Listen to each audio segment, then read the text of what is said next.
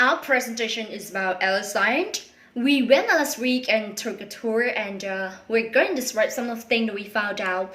First, Grace and I talk about the process, what it was like for immigrants to go to the Ellis Island, and then Melissa going to talk about her family experience doing research into her background. Okay, so let's go to Grace first. Hi, I'm going to talk about the first part of the process of going through Ellis Island, the different stages that the immigrant had to go through. Okay, first, one important thing to remember is that Ellis Island was only used for the poorest immigrants, the third-class passengers.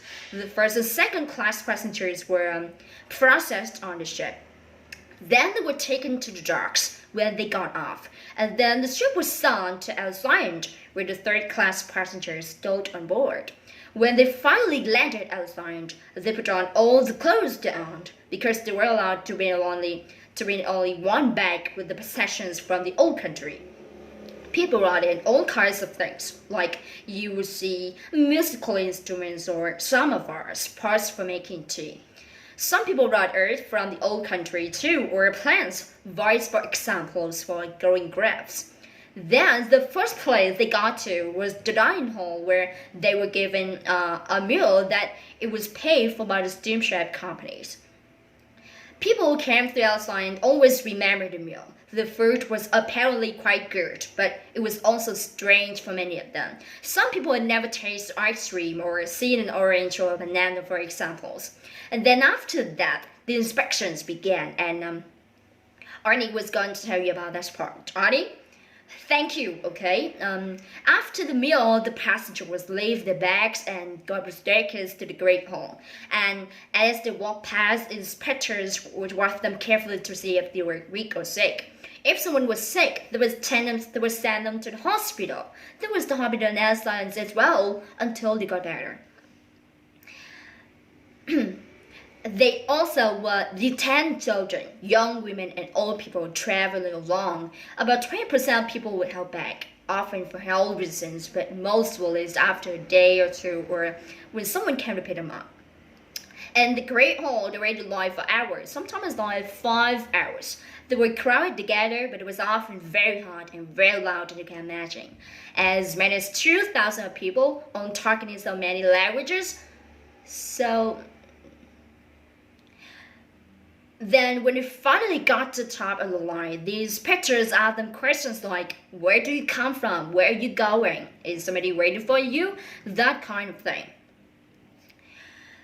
And there were social workers and interpreters waiting with the inspectors, like helping people who needed to locate relatives or whatever. Once they got past that part, the questions, people were going to one of 3 lanes behind the inspectors.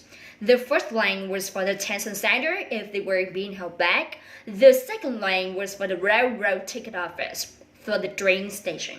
And the third lane was down the stairs to the area where people were waiting.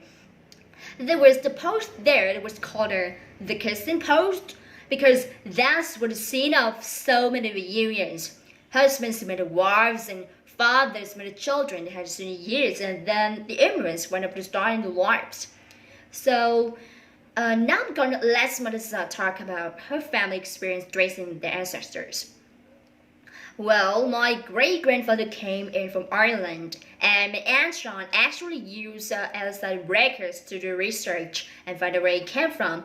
So if you know, for example, your ancestors' names, the year they were born, or where he or she came from, you can look them up. So that's what we did. My Aunt Sean wanted to know more about her grandfather.